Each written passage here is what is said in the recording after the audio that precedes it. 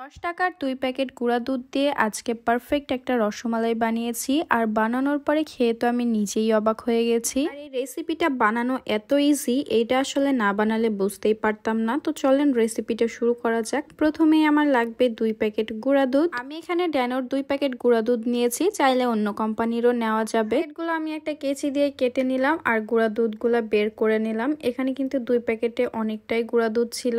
আর সুন্দর একটা ফ্লেভার আসার জন্য এখানে আমি খুবই সামান্য পরিমাণে ঘি দিচ্ছি। ঘিয়ের পরিবর্তে কিন্তু সয়াবিন তেল দেওয়া যাবে। আর এখানে খুবই সামান্য পরিমাণে দিয়ে দিব বেকিং পাউডার। বেকিং পাউডারটা দিলে কিন্তু রসমালাইটা একদম পারফেক্ট ভাবে হবে। আর এটার প্রাইস কিন্তু খুবই কম, 50-60 টাকার মধ্যেই হয়ে যাবে। আর এটা একটা কিনলে অনেক দিন পর্যন্ত ব্যবহার করা যাবে। যাই হোক, ঘি, বেকিং পাউডার আর গুঁড়া দুধ সবগুলো আমি একসাথে সুন্দর মতো মাখিয়ে মিক্স করে নিলাম। আর রসমালাই বানাতে আরেকটা জিনিস লাগবে, সেইটা হচ্ছে ডিম। এই ডিমটা ছিল রুম টেম্পারেচারের ডিম, আমি ফ্রিজ থেকে 2-3 ঘন্টা আগেই বের করে রেখেছিলাম। এখন ডিমটাকে সুন্দর মতো একটা চামচ দিয়ে আমি ফেটে নিলাম। আর এখানে খুবই অল্প অল্প করে দিতে হবে, যেন খুবই বেশি নরম না হয়ে যায়। এটা আস্তে আস্তে সুন্দর মতো একটা পারফেক্ট ডো বানাতে হবে, তবে কিন্তু এটা হার্ড বানানো যাবে না, খুবই সফট একটা ডো বানাতে হবে। দেখেই বুঝতে পারছেন এটা কিন্তু খুবই নরম হয়েছে। এটা আমি মাখিয়ে 5 মিনিটের মতো রেখে দিয়েছিলাম। তারপরে হাতে সয়াবিন তেল দিয়ে নিয়েছি। এখন সুন্দর মতো গোল গোল করে শেপ দিয়ে নিব। হাতে তেল বা ঘি মেখে নিলে সুন্দর মতো গোল গোল হবে আর খুবই সুন্দর সফট হবে, ভেঙেও কিন্তু যাবে না।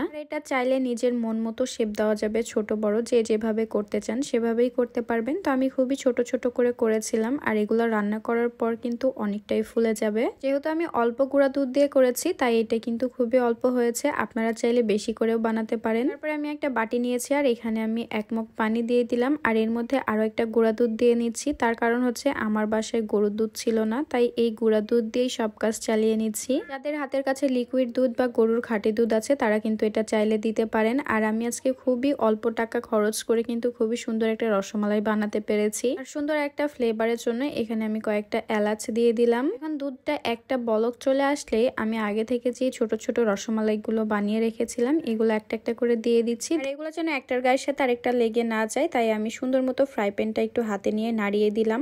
দিয়ে ঢেকে রাখার পরে উঠিয়ে দেখি অনেকটা ফুলে গেছে, মানে যতটুকু ছিল তার থেকে দ্বিগুণ হয়ে গেছে। পরে এখানে আমি গোল চামচের 1 চামচ চিনি দিয়ে দিলাম, যেন মিষ্টিটা পারফেক্ট ভাবে আসে। যেহেতু আমি 2টা গুঁড়া দুধ দিয়ে করেছি, এখানে কিন্তু খুব একটা বেশি রসমালাই হবে না। মিষ্টিটা অল্প করে দিয়েছি। আর রসমালাইয়ের মালাইটা কিন্তু খুবই হালকা ছিল, তো এখানে আমি 5 টাকার আরো একটা গুঁড়া দুধের প্যাকেট ইউজ করেছি। আর এখানে খুবই সামান্য পরিমাণে কর্নফ্লাওয়ার দিয়ে দিলাম। আর খাঁটি গরুর দুধ দিয়ে করলে কিন্তু এই মালাই টালাই করার কোনো ঝামেলা থাকবে না। এখানে খুবই সুন্দর গাঢ় একটা মালাই এমনিতেই তৈরি হয়ে যাবে। তো আমি যেহেতু সব কাজই গুঁড়া দুধ দিয়ে করেছি তাই এখানে খুবই অল্প একটু গুঁড়া দুধ আর কর্নফ্লাওয়ার মিক্স করে দিলাম, যেন খুবই তাড়াতাড়ি ঘন হয়ে যায়। আর আমার রসমালাইটা কিন্তু একদম পারফেক্ট ভাবে হয়ে গেছে। এখন এটাকে আমি সুন্দর মতো একটা প্লেটে নামিয়ে নিচ্ছি। আর এগুলো কিন্তু ফুলে ডাবল হয়ে গেছে আর এগুলো গোল থেকে একটু চ্যাপটা চ্যাপটা হয়ে গেছে, তবে খেতে খুবই সফট আর অনেক বেশি মজা ছিল। এটা আমি নেক্সট টাইম আরো বেশি করে বানাবো। চাইলে কিন্তু আপনারাও ঘরে বসে এরকম পারফেক্ট রসমালাই তৈরি করতে পারেন, দোকান থেকে এত দাম দিয়ে না কিনে। তো আজকের ভিডিওটা এ পর্যন্তই। সবাই ভালো থাকবেন, সুস্থ থাকবেন, আল্লাহ হাফেজ।